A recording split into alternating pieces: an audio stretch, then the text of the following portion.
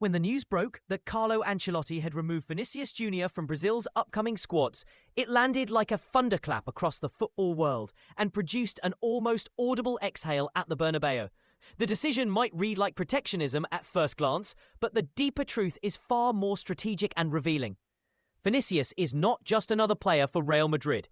He is the club's most unpredictable, game-changing threat. A lightning bolt of pace, skill and finishing that can decide fixtures almost single-handedly. To lose him to fatigue or a niggling injury because of an avoidable international workload would be a catastrophic gamble for any team with title ambitions. Ancelotti knows this intimately. He spent years in Madrid, learned the rhythm of the squad, and understands what chronic travel, punishing schedules, and one-off high-altitude games do to elite performers. So when Brazil's calendar called for a home match in Rio and then a daunting trip to El Alto, Bolivia, a venue more than 4,000 meters above sea level, where even experienced players historically struggle for oxygen and form, the Italy-born coach made a call that put player welfare and long-term performance above the short-term optics of national pride. The logistics alone justify the move. Transatlantic flights spanning 10,000 kilometers. Multiple time zones to cross, sleep cycle shattered, and a match at crushing altitude awaiting on return. All ingredients that conspire to blunt a mercurial attacker's sharpness. Ancelotti's choice wasn't simply to please a club he once managed. It was an admission that modern football's calendar buckles under its own intensity, and that managers must be surgical when preserving the talents that define seasons. Inside Madrid, the decision landed like good governance. Sources close to the club's hierarchy welcomed the respite. For Vinícius, as a tiny but critical investment in explosiveness, goal threat, and consistency across a season that will be decided by margins.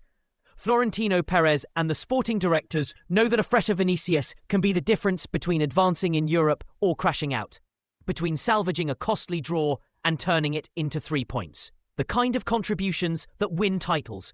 But the announcement also lights the fuse under a broader debate that keeps recurring in locker rooms and boardrooms. Who truly holds sway when schedules clash, when national duty risks club ambitions, and when the same player is pulled in two powerful directions?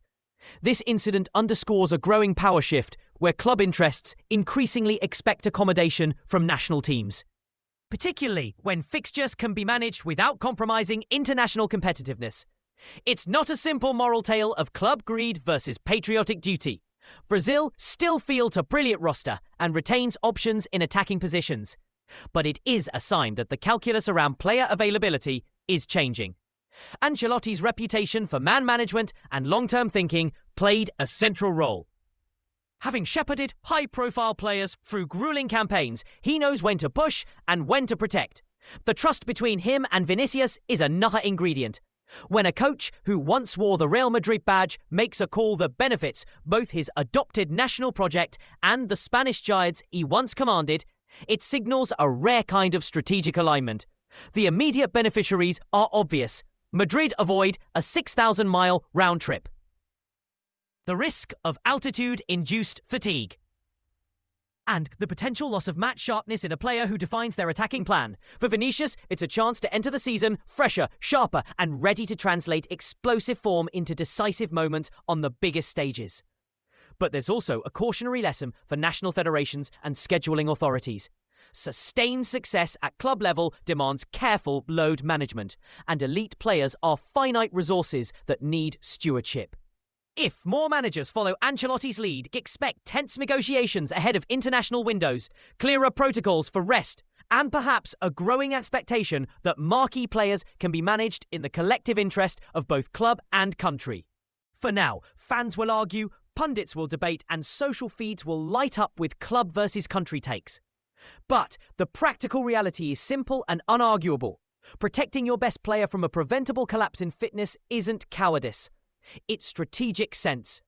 And as Real Madrid tuck this small victory under their belt, the message has been sent. At the elite level, longevity, freshness, and calculated preservation are as vital as raw talent. And managers like Ancelotti are prepared to make the tough calls to keep brilliance available when it matters most.